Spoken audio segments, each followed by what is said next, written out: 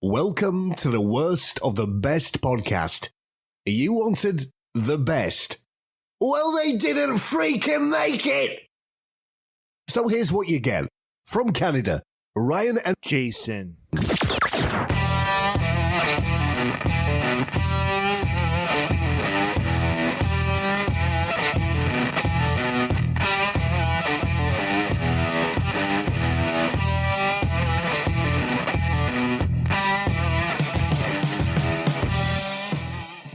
Welcome to another episode of the Worst of the Best podcast. I'm your host, and with me again today is my brother Jason, who is my sibling, of course.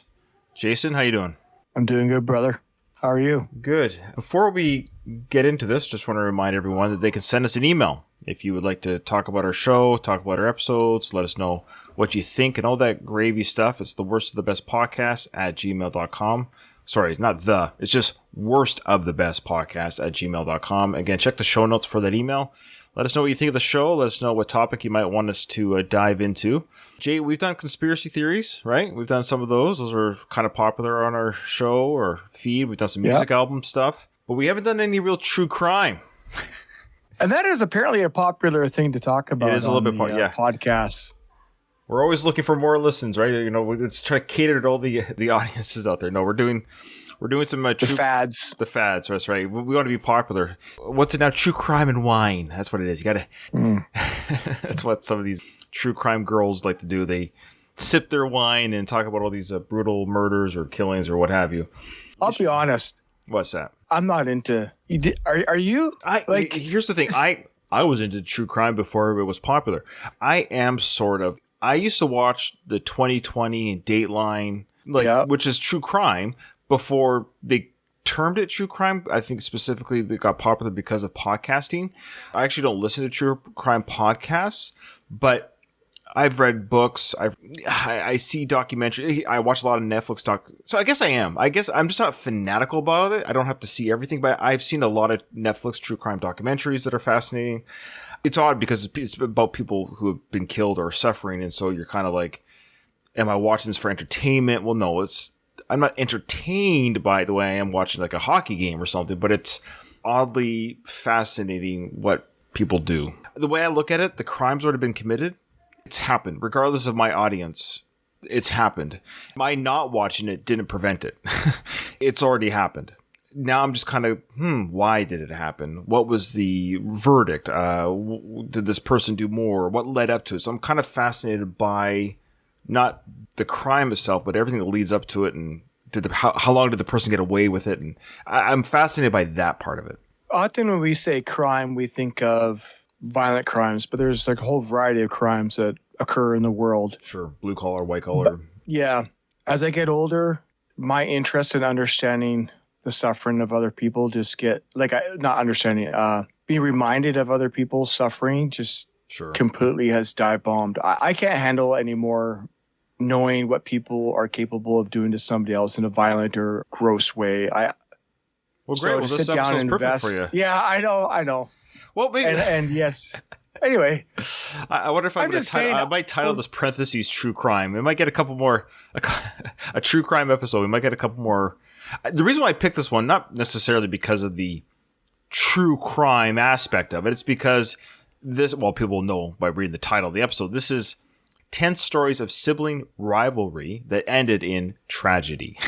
Okay, so when you sent me the topic and I was like, oh, this is going to be kind of funny, you know, I wasn't anticipating the actual tragedies. Like people get Charlie horse. You know, you end up in a Charlie horse. Yeah, like siblings, and they got pie in the face. Yeah. I wasn't anticipating the outcomes that are on this list, and it made me sad. A lot of crime, as you know, it's obviously done. Is it random strangers? Now that does happen, but I would say the majority of murder and assault and abuse, it's done by family members and close friends. Yeah, unfortunately, it's people, it's opportunity, right? Yeah. It's very rarely is it random. So, well, let's talk briefly before we get into the fun topic. So, yeah, we'll give it a little bit of a trigger warning on our podcast that the episode might be. Well, I don't know. Some stories might be, well, like you said, some stories are tragic. It's unfortunate. They're very unfortunate. Nothing will be graphically said, like, oh, the guy's head got split open with a razor. Like, we're not going to be graphic about it, but it's just, yeah, there's a couple of fun ways to go in this world. And I guess these people did that to their siblings. We'll talk about that and what led up to. Especially, I'm fascinated by what led up to these things. The silliness that led up to the tragic ending. That's the thing. Is every one of these things can be resolved by talking, or walking out of the room. Yeah, I don't have to be here. I'm out of here. Yeah, the next time your spouse or your loved one or family or friend says, "I just need to take a break," don't follow them. Maybe just de-escalate and let them leave. I've heard that's good too. Of course, you and I are siblings, and so obviously growing up together, we. Like every siblings, you and I both have 3 brothers each, of course, and yeah, we're fairly close in age, and there'd be some punching here, yelling there, fighting there, but nothing was ever. Maybe it's just the way we were raised, our day and age, but it was common. Siblings fought, but there was never. I want to destroy my brother in the sense. I remember I would irritate you. You're the older brother. Get a Charlie horse, and punch me in the leg or the arm, and I'd be like, yeah, it's my older brother. It's the way it goes. That's part of. I hope I'm not outing you here, Jay, but that was normal. It was normal back then. No. It was the 80s, and yeah, and that's just what happened. Rivalry, in a sense, of what we're doing today, it can also stem into attention or affection of parents or that sort of thing. So it's not just about that. The title maybe should be 10 stories of siblings out of control, sibling fights or something like that. Okay, I think we had a healthy relationship, and I believe we still do. We're doing a podcast together. And, of course, as you get older, you think you should get wiser and calmer and maybe nicer.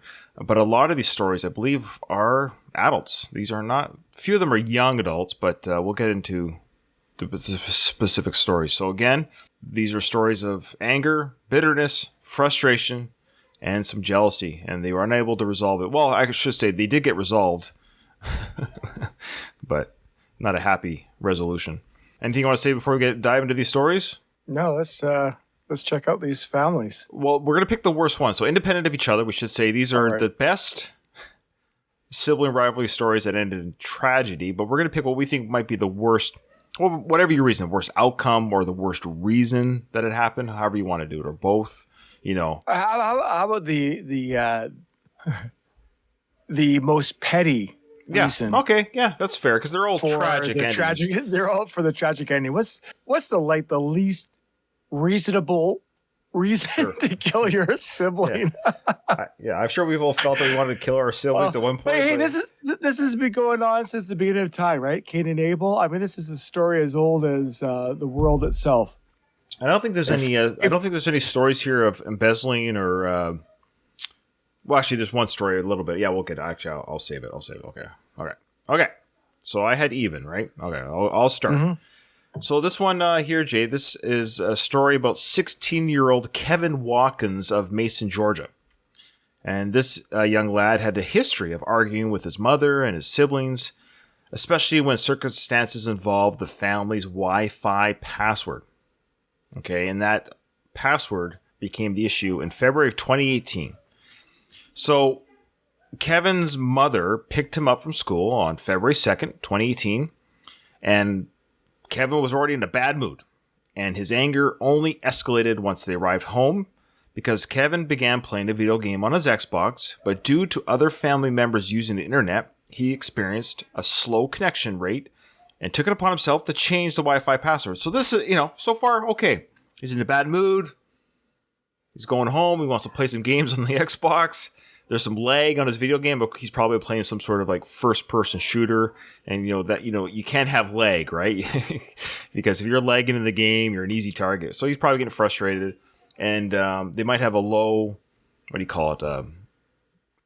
bandwidth in the family. You can buy different bandwidths for your home, right? We have the highest tier in our home. We have too many devices and too many things happening that we have the highest. Well, he is from Georgia. Yeah, I'm not judging his family situation, but let's just say he's probably Well, I'm not. I don't know. I'm having fun with Georgia, but I'm. Oh, sure, our Georgia listeners. I don't think we have any Georgia listeners. I think we're okay. So probably some hick town. Who knows, right? So the Wi-Fi is low. So what he did is kind of ingenious. He changed the password so it would lock everyone out. So he went on, changed the password. Only he would have access to the internet so he could game by himself. But when this happened, though, of course, Kevin's 13-year-old brother went to the mom and said, look, Kevin changed the password. I can't get on the internet. So his mother tried to handle the situation and retrieve the game. So she took the Xbox from Kevin's room. But then Kevin threatened to beat her and give me back my console, Mom, or I'm going to beat the crap out of you. So this kid is just golden, eh? And then the 19-year-old sister, Alexis, she steps in and says, look, leave Mom alone and, stop threatening our mom. But Alexis did try to help her mother. An argument continued. Kevin put her in a chokehold. The mother. I just want to share the mother. The her's in the wrong spot. No, it's the sister. That's what I thought. Okay. So, yeah. So, let me say again. So Alexis tried to, she probably physically intervened and said, get away from Mom. You're raging. In between. Yeah, you stepped in between. Kevin grabbed her sister, put her in a chokehold, and kept her in that chokehold for 10 minutes. Police were called and they arrived, and they arrived while he was still choking the sister. Still, she was still in his chokehold. Well, 10 minutes, right? So police were called probably at the 2-minute mark. They were there in 8 minutes. He's still choking out his sister. The mother was unable to get the boy off. Who knows what the mother was like. A 6-year-old boy can be very strong. Alexis was then transported to the hospital, but was pronounced dead at the hospital because of the choking. So Kevin was charged with felony murder and aggravated assault. And he now serves life in prison for that event. That is number 10. Choked his sister to death. Over... Not just the Wi-Fi password, but over Wi-Fi bandwidth. So the moral of the lesson here, folks, is get a proper Wi-Fi. Sorry. If the mother had the proper Wi-Fi, this all could have been prevented. That's why I have good Wi-Fi. I have 4 kids in my home right now. 4 kids. I don't want any of them murdering any of me. Everyone's got great Wi-Fi connections. Gotcha. So silly. Nah, we gotta have fun. We gotta have fun with the stories, or else we're gonna be too depressed. All right, there you go. Bad Wi-Fi. This guy has anger issues, Mike. And good luck in prison, buddy. Rest of your life. Have fun. Yeah, have fun with trying to put a chokehold in somebody, your cellmate. Oh yeah, there'd be some choking going on. Have fun with the Wi-Fi in prison. All right. What do you got? Okay. Yeah, we're going to talk about a dispute over dirty dishes. So, siblings, 34-year-old Ronnie Dale Matheson II. Already, I see a problem. Matheson II. Matheson. And 31-year-old Troy Collins Matheson of Red Bluff, California, had no history of violence. However, a dispute over something as meaningless as dirty dishes left one brother injured and the other dead. How did that happen, Jim? Go on. Yeah. Well, the brothers had returned home in the early morning hours of July 4th after going to a celebration. Sure. Shortly after, a fight broke out over dirty dishes, and Troy stabbed Ronnie with a knife. Well, I want to know, was the knife clean or dirty? I think it was dirty. So do you think he took a dirty knife? I think he took a dirty knife. All right. When sheriffs responded to the domestic disturbance, they found Ronnie unconscious and bleeding. He was transported to a local hospital but later pronounced dead. Troy, who was also injured during the altercation, tried to flee the scene but was apprehended, treated for his injuries, and then arrested. Troy was charged with manslaughter and the use of a deadly weapon and sentenced to 7 years in prison. See, this Only is weird to me. 7 years? Yeah, I think it's, I don't know how it works. Obviously, every crime is different, and it also depends on your lawyer, right? I think with the Kevin Watkins one that I read, he actually asked for a bench trial, if you can believe that. A bench trial means he had no jury. It was just the judge giving him a sentence, which is odd.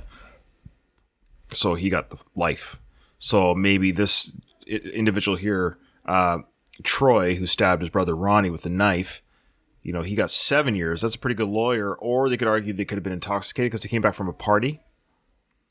That does play into it. Believe it or not, if you're going to, this is my recommendation to anyone who wants to commit, sibling murder. I think if you're drunk, it gets you off the hook a little bit. I don't know why, because you're not. Maybe it was a clean knife. Yeah, maybe. And if it was in front of jurors, they're going yeah, I've fought over dirty dishes before. I get it. I get it. I can appreciate where you're coming from. Ronnie won't have to do the dishes anymore, at least, and she might be doing dishes the rest of his life. Once he's out of prison, he's gonna have to do them by himself again. His partner. Oh yeah, he's only there for he's only there 7 years. He gets out of prison when this happened when he was. He's already out, Ryan. Oh yeah, so he's already out doing the dishes by himself. I wonder, anytime he sees a dirty dish in the sink, does he think of the time he murdered? I bet he says nothing. All right. Well, there you go. So brother killed brother for dirty dishes. I think alcohol must have been involved if they came back from a July 4th party or something. We'll never know. I don't know. I won't judge. I'm just brothers at the age of 30 coming home together, 31, 34, 31, yeah. And you're coming home. It was the younger brother, by the way, that stabbed the older brother. Yeah, it was the 31-year-old stabbed the 34-year-old. Not that it matters, but yeah, interesting dynamic. Now, you could argue, well, we don't know what the argument was said, but who knows? You never do anything around here. All I do is this. And all, that's the jumping off point was the dirty dishes, but it went to the toilet being dirty, to you don't pick the mail up off the floor, to you don't pay your part of the rent. Yeah. All right. Jason, this is number 8. On October 13th, 2022, this is a new one. 30-year-old Aaron Wynn of Kansas City, Missouri, was trying to bake a pizza when he claimed his brother Carl turned off the oven. While this was perhaps nothing more than an honest mistake, Aaron claimed his brother's action was an evil wrongdoing and decided to punish him in a brutal fashion. What was that brutal fashion? Well, a call was later made to the local police department about a cutting. However, when officers arrived, they found Carl on the front porch with a sword through his chest. What? Oh, my goodness. Okay, so Carl, the guy who turned off the oven, ended up being pierced. Okay. So while Aaron initially claimed that Carl had committed suicide, like Harry Carey, yeah, Carl felt so distraught about turning off the oven for the cooked pizza. He's like, I'm not good enough for this cruel world. And he committed Harry Carey on the front. I've dishonored you, brother. Yes, I have dishonored you by turning off the pizza oven. Oh, boy. Can you imagine the cops come? They're like, I don't know what happened, officers. My brother committed Harry Carey on the front porch. But Aaron later told the officers about the argument and was even so brazen as to show them the Facebook live stream video he recorded during his confrontation with Carl. So he live streamed the altercation. Now, I don't know if the sword piercing was on the video, but at least the fighting was. This isn't the first time that a murder has been like, you know that, right? Oh, yeah. I mean, this is now a new thing. People go do even just recently. Mass shootings, yes. Mass shootings and wow. Have you seen any of the mass shooting videos? I watched one for a bit. It was the superstore one or the grocery store one. I only watched just a snippet of it. And it looked, I wouldn't say fake, but it's so surreal that it looks fake. I don't know if that makes sense.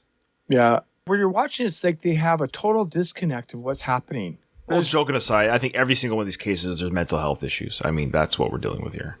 Yeah, completely agree. There's a breakdown of separation from what's actually happening and then what.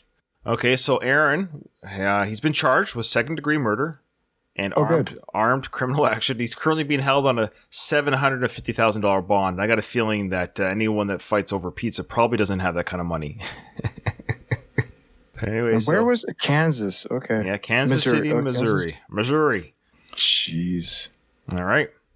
Now, your next one, Jason. We're kind of there's some coming up here where, I'm kind of you can see what's going on here. So why don't you see what happened on this one, number 7? Yeah, 23-year-old Brandon Gonsalves and his 25-year-old brother Jared Gonsalves Jr. lived together in West Palm Beach, Florida. While the siblings were able to share a residence, they did not share the same religious viewpoints. Brandon was a Muslim and Jared was a Christian. Okay, before you finish the story, can I guess? Can I guess who killed who? Sorry. Other than the first one so far with the Wi-Fi password, here is men in their middle ages, 30s, living with siblings. That already looks like a bad mix. Yeah, at this stage in life, you need to be separated from your family. Yeah. At some capacity. Yeah, it's a recipe. And if they are, there seems to be a breakdown in their... Do we want to do the over-under of if the Muslim killed the Christian or the Christian killed the Muslim? Is there an over-under on this? Or I don't know the story. I'll let you keep telling. I'll keep my guess private. I'll keep my guess private. Yeah. So what do we got here? So Brandon was a Muslim and Jared was a Christian. Right. So we can kind of see how this might be a problem. Right. So on July 10th, 2012, Brandon, was the Muslim. Brandon waited for Jared to come out of the shower and then proceeded to attack him with a knife, stabbing him a total of 69 times. Again, was this knife clean or dirty from the kitchen sink? Partially, I guess, in the shower. Was he? He stepped out of the shower. I guess he kind of got literally blindsided. You kind of step out of the shower to grab your towel and... Yeah, you're not expecting somebody to be... It's just that he waited for him to step out of the shower. It'd almost be easier to attack him while he's in the shower, completely unsuspecting, but yeah. Okay, so 69 times. Yeah. Brandon then took a shower and changed clothes before stealing Gerard's truck and fleeing from the scene. He stole his brother's truck. What a dick move. You just kill your brother. And you're like, hey, he just got out of the shower. The water's probably still warm. Yeah, you could just hop right in. He probably didn't even turn off the shower. You probably just had to hop right back in, yeah. Oh. Brandon was located 3 days later on July 13th, 2012, and confessed to ambushing his brother over religious indifferences. He also told police he had planned to kill virgins. So good plan. How does he verify that? If they say no to having sex with him? Yeah, I was just going to say, he could probably start with himself. I guarantee he's a virgin. He was charged with first-degree murder and grand theft auto. However, Brandon was later found not guilty by reason of insanity and was ordered to undergo mental health treatment. I wonder how that treatment's going for him. I mean, it's only been like 10 years later, right? 10 years later. I'm sure he's a sweetheart now. He better never be released. Fine, he's not in quote jail, but he better be in that mental health. Yeah, hopefully he's in a mental health hospital. Yeah, or you can't have him in public. He's gonna snap. I don't care. You don't heal from that. If they think he's insane, okay, fine. Medical health professionals verified him insane. Okay, but he better not be walking around. That's all I can say. All right, yeah, terrible, tragic. Obviously, I like how he grabbed the shower after though. I mean, he would have been covered in blood. 69 times. Yeah, that's. You almost got to wonder if he stabbed him that many times just so he could claim insanity later. We got some more stabbings coming up. There's a lot of stabbings in these stories. The reason probably being is you're just in close quarters with your siblings. You're just close quarters. And you're so like, the family member probably has you so enraged. Like, shooting somebody with a gun 10, 15 feet away is different than the intimate closeness of a crime of passion. Well, we got more family members. Yeah. Anyway, it's funny. Out of these 10 stories, I think there might be one shooting. That's it. So there, all you pro-gun people, take this episode and show your anti-gun people that it's actually knife violence that's the issue here. Okay, number 6. This girl is unnamed for some reason, even though she's 18. I think she might have been 17 at the time. But so they're just protecting her identity. Maybe this happened very recently. This number 6, because this happened as well as October 19th, 2022. She is unnamed, partly maybe because she is from a different country, Malaysia, so there might be some protection because of the victim. An unnamed 18-year-old girl and her 16-year-old brother, who lived in Malaysia, were raised in a loving family, taught religion, and they did well in school. So, all those red flags aren't there right now as far as the outward appearance of the family. But that did not stop a tragic fight from occurring between the two siblings. So on October 19, 2022, their mother picked them up from school. The brother and the sister, they were fighting over a seat position in the car. I guess maybe somebody wanted to be in the front or the back or next to the window. So they fought about this seating situation on the car ride home. When they got home, the argument continued. The fighting continued. And the 16-year-old brother, began to tease and berate the sister a little bit on their way inside the house. When they got inside the house, the 18-year-old sister grabbed a knife and threw it at her brother. It landed in his neck, and it killed him, severing one of his arteries in the neck. Sister now remains in custody until further investigation is done. Took that knife like a freaking ninja. I'm hoping. There's no way that's intentional. Is she that good of a shot with a knife? Come on, that's like a Rambo throw, man. She threw the knife. It landed in his neck, cutting his artery, and killed him. Apparently, the father paid the bail for her to get out of jail. So maybe the family's a little bit behind this accidental rage moment. This is definitely not premeditated. This is an escalation of anger and frustration. But enough that she grabbed the knife, though, and had it hit the brother with the handle, life would have gone on. But it flipped in the air, right? Yeah, or she grabbed a wooden spoon or a ladle or even just a pot, a rock, something else, a can of fruit, something. More of a blunt object or something hits him in the neck or the shoulder or something, right? It's a tragedy. Yeah. Yeah, it's a complete tragedy. So next time, kids, if you're fighting with your sibling, grab a wooden spoon. Even hit them with a wooden spoon. But the knives, man, these are real issues here. A lot of knife throwing, a lot of knife stabbing, but we got more of that coming up with yours there, Jason.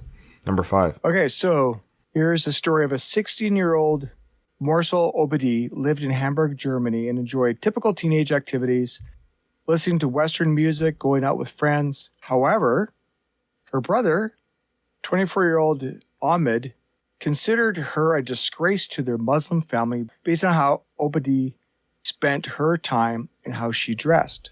While Ahmad had a history of criminal behavior, which included 30 prior charges. Can you believe there's still these people walk around, though? At some point, don't you get, okay, that's enough.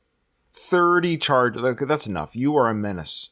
Oh, I agree. Yeah, that's too much. He could not overlook Obadi's choice in wearing makeup and short skirts. So the irony here, this guy has been arrested or charged 30 times with probably violent behavior acts or who knows what.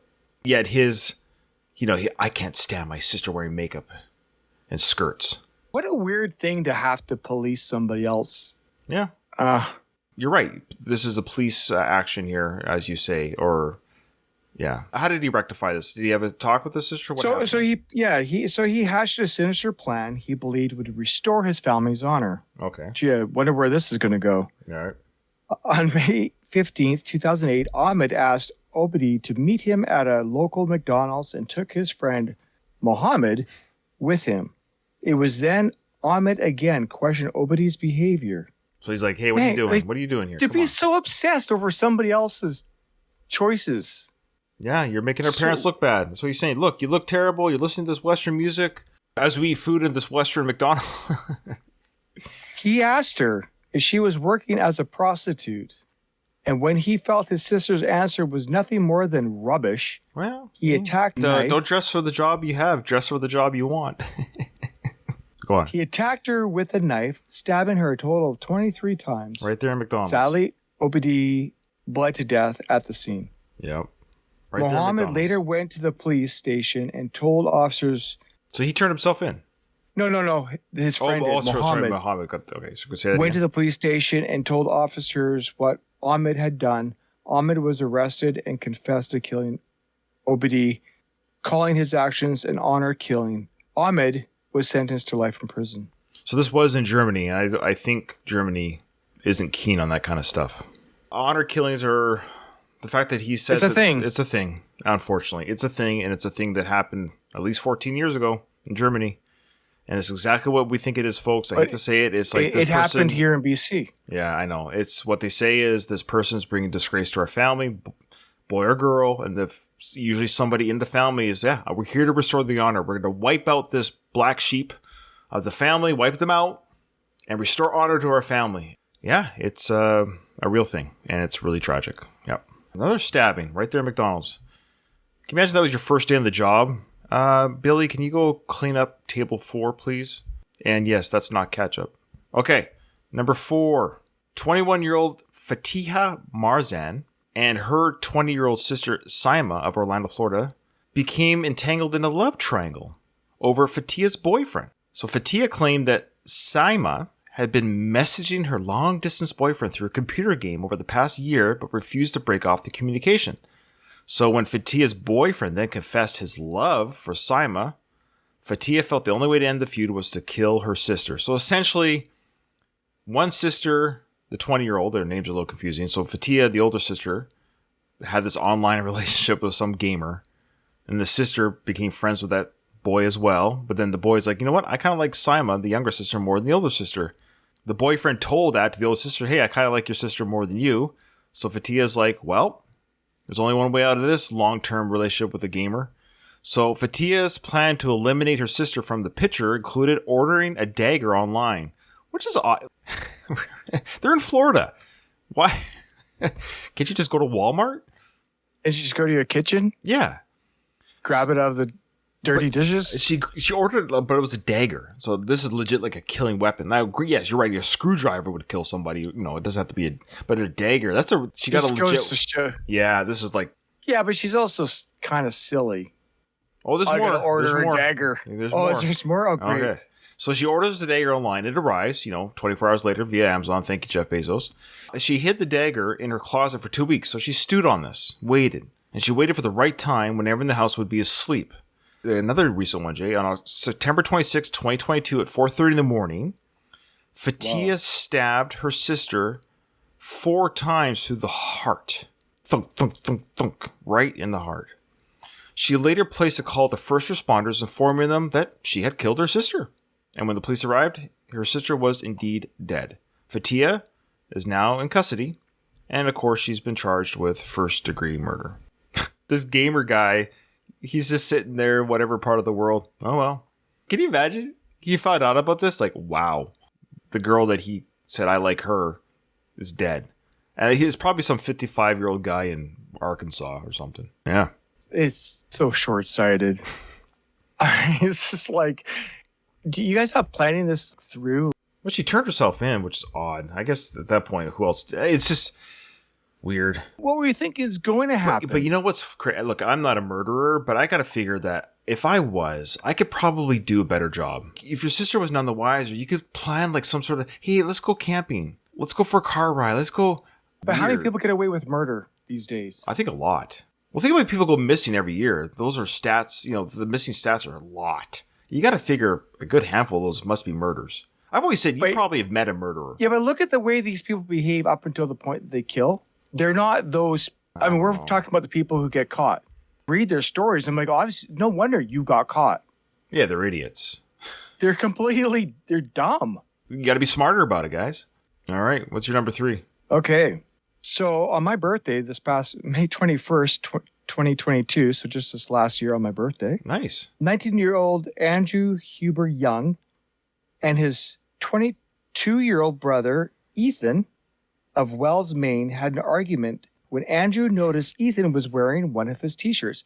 Have you ever borrowed a sibling's? Okay, no, I haven't. But Ruben borrowed my clothes all the time as a teenager. I'm telling you right now, it's, yeah. I've never thought about murdering him, but it angered me. It's like, I would see him wear my clothes at school, and that was the worst. Because we'd be in the same junior high or whatever, like, that's my shirt. Yeah. That's mine. Now you've owned it. I can't wear that. My younger brother's wearing it. I can't wear it. I'll confess, I would take Dion's clothes because there was, I could ask him. There was a brand out there that was kind of like this surfer cartoonish look of clothing. I'm not sure if you remember the look. What did you wear of his? That's funny. I never knew that. Yeah, a couple of his t-shirts. Dion listens to this podcast. He would get pissed. I'm pretty sure, and I think he would be pretty. Do you want to apologize to him now? Have you had a chance to? No. No, you're not going to apologize. Wow. No. Okay. Why won't you just say I'm sorry, Dion? I'm sorry. There you go. I mean, come on, you can't have it. I don't want him to kill you. I mean, this is, Well, if he does, he's gonna have to make a bit of a trip. Quite the travel. Yeah. Bit of a trip to get to me. I can see Dion kind of getting up from his armchair, like, nah, that's good. I'm suspect. I'm good. I'm sure I apologize. Back in the day, but at any rate, I think I was the only brother that didn't borrow. Well, I don't think Dion did, but of the 3 younger ones, You never borrowed any of my clothes? Nope, never. I cannot wear somebody else's clothes. Nope. Socks? No. If I did, it was inadvertent. I never planned on or did on purpose. Right. Yeah. I'll be honest. There was a couple times there was a particular T-shirt Dion owned. Oh, okay. I wouldn't know what the shirt was. There was a brand. That's funny. Yeah. So what's your next one there? Anyway, sorry. What happened with this shirt? So they borrowed each other's clothes. Ethan was wearing one of his Andrew's T-shirts.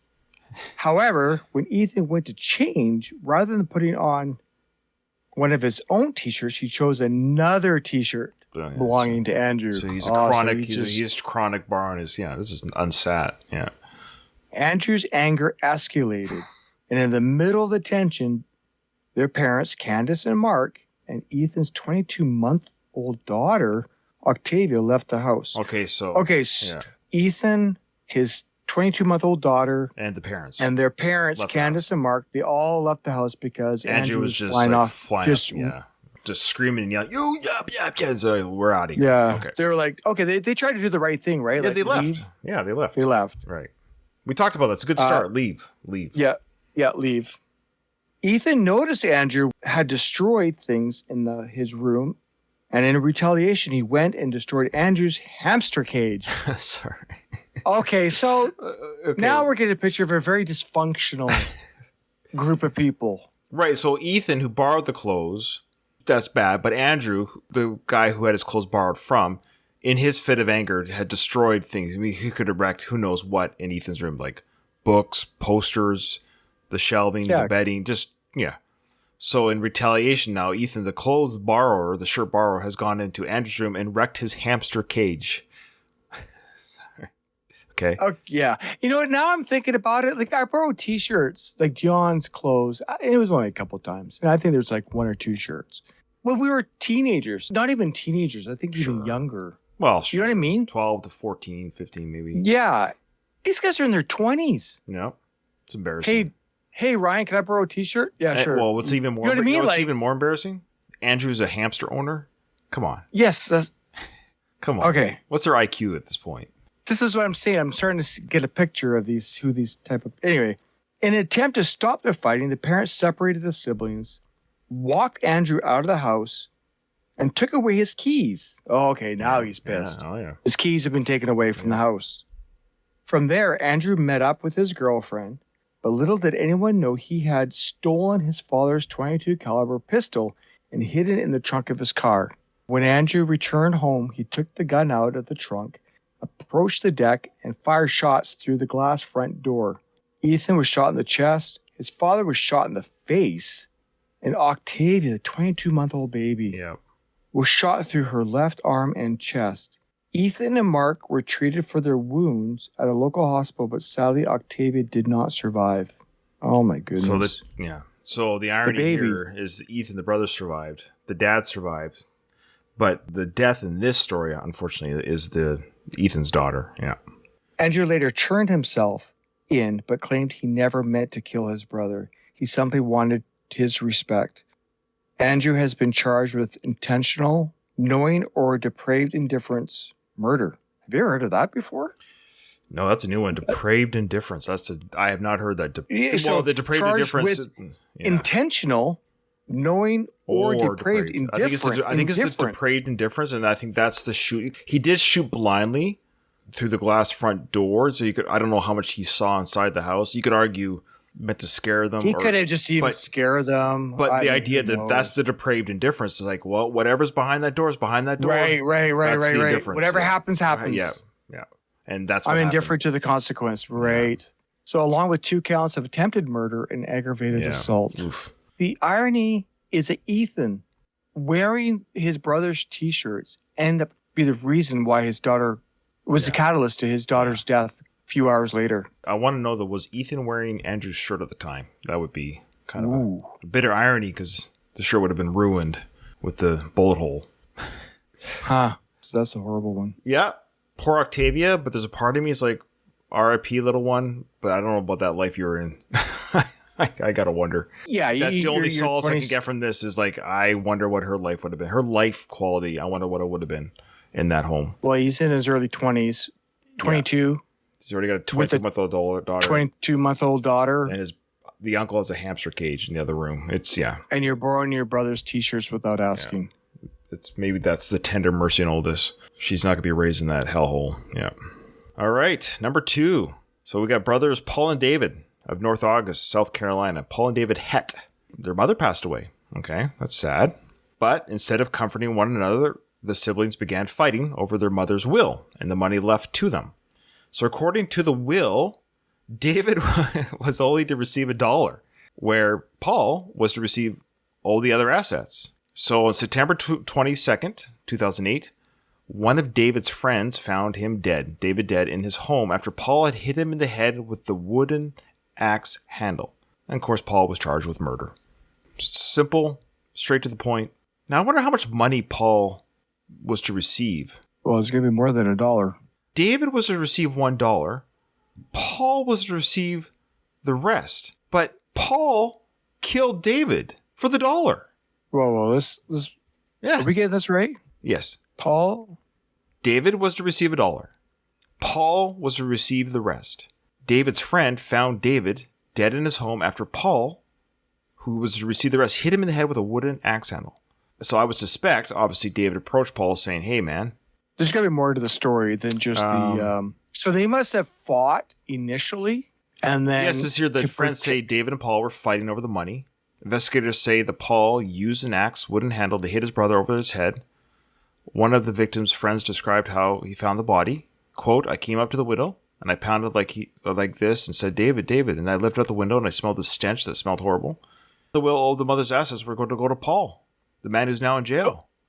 But it was David who died. My question, though, is did David approach Paul? Probably. So you give me something. You give me something. Yeah, and then Paul, to protect himself or to protect him from having to give anything, killed David. I don't think it was Paul's killing David for the $1. No, not for the $1. Sorry, that's not how I meant to say it. It's just, because at first when you see the story, you would think it would be, you give me more because I only got $1. Yeah. But I would suspect the guy who got $1 goes to Paul, says, no, so David, the $1 David goes to Paul and says, hey, man, come on. It's our mother. Yeah, I'm your brother. What the hell, man? Give me something. Right. And Paul's like, F you, brother. And they start fighting. And David says, I'm going to get a lawyer. I'm going to lawyer you up. You're going to see me in court. And it's going to get messy and blah, blah, blah. And then Paul's like, nope. Boom in the head. Oof. I thought a head trauma murder that's crazy. They hit him so hard with a boom, like a baseball head into the head. Like that's a hit, man. People can get hit in the head pretty hard and survive. If you think about it, there's been a lot of head injuries where people do survive. You look at the UFC. I mean, people get punched and kneed and kicked all the time. This guy took a wooden head, but it hit it enough to boom, done. Wow. This last one to clean up the list. Anyone still listening? On March 10th, did anyone even start listening? Probably not. Did anyone even listen to our true. podcast? That's true. On March 10th, 2021, 23-year-old Jalen Jones and his unnamed 28-year-old brother from Riverdale, Georgia. Oh, another Georgia. Okay, we're getting it's a trend here, Georgia. Got into a heated argument when Jalen's brother accused him of throwing away his bottle of body wash. The brothers were separated by another person in their apartment on 2 different occasions. So here we go. We got a 28-year-old and a 23-year-old siblings sharing. Yeah, this seems to be an ongoing theme here. Brothers, in particular, don't live with your family members after 20. That seems. Yes, that seems to be the case. The brothers were separated by another person in their apartment on 2 different occasions, but that did not end the conflict. From there, Jalen retrieved a gun from his room before going downstairs and shooting his brother multiple times. Jalen Jones was charged with murder and 1 felony count of tampering with evidence. Right. Body wash. Body wash, brother. It might have been an expensive kind. I don't know. Bed Bath & Beyond. All right. We know that obviously there's probably greater history with each one of these. So these are kind of like the catalyst moments. So we have to kind of keep that in mind. So which one is the worst reason, the catalyst moment? We understand there's probably history. We get that. There probably is history with all these siblings, I would assume, to lead to I've had enough. And that's the snapping point, right? I can't imagine all these relationships were wonderful and loving until that moment. So these are the catalyst moments. So we'll go over it again. Here we go. Number 10, the Wi-Fi password. 9, dirty dishes. 8, cooking pizza or turn off the oven. 7, religious differences. 6, the fight over the car seat position. 5, family honor. The girl was dressing like a street worker. 4, the online boyfriend love triangle. 3, wearing your brother's clothes, t-shirts. 2, inheritance. And 1, body wash. So how are we picking this? I don't know. They're all ridiculous. You know what? Really stumped. I'm stumped as to how we break this down. I think we might. Well, the easy pick for worst outcome, of course, is the 22-year-old girl, a 22-month-old girl. That's the most tragic ending. Because it wasn't even one of the siblings that ended up dead. What's the most petty catalyst of all these catalysts? What seems to be? Oh, I think go from catalyst to the way they were killed. You know what I mean? Like, so I think the brother turning off the oven and then being samurai sworded to death. I think that's like we talk about the worst way to go. Like that was just so like, somebody left the oven on. You know, maybe it was a safety thing, right? That's what I think. I think he literally goes, they had no idea there was pizza anywhere. Right. Saw that the oven was on. Safety. Somebody bumped it or turned it or forgot to turn it off, and he just randomly turned it off. Like you turn off a light. Yeah, but turn off the light. I was just going to say that. Turn off the light, but your brother was in the room changing, and he stabs you through the heart with a samurai sword to save some energy. There you go. That's my worst pick. That's the one that went from. Okay. Mine is going to be the killing over the long distance boyfriend. Yeah, that one's pretty close. Because neither one of them have met this guy. No, this guy is he's a 55-year-old married guy in Illinois with 3 kids, flirting with these young girls. I swear, they're probably all being catfished. I mean, the girls were real, but the guy, who knows? You know what I mean? Yeah, I'm 20. Exactly. Yeah. They have no real connection with this person other than gaming. Yeah. And then they end up offing each other. One gets killed, the other one goes to jail the rest of their lives. Yeah. And he's like, okay, see ya. There you go. All right, that's good. I like it. So that was our first true crime episode. If you liked our coverage of true crime and want us to do more true crime, let us know in an email. I think that might be the only way that we do this. So if Jason wants to continue this, I know we've done conspiracies and album reviews, and we'll do those again. Don't worry, and other such weird topics. Just check out our 100+ episodes on our podcast feed, all the different things we've covered.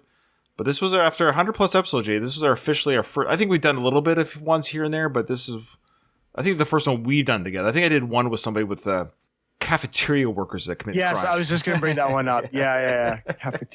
Cafeteria workers.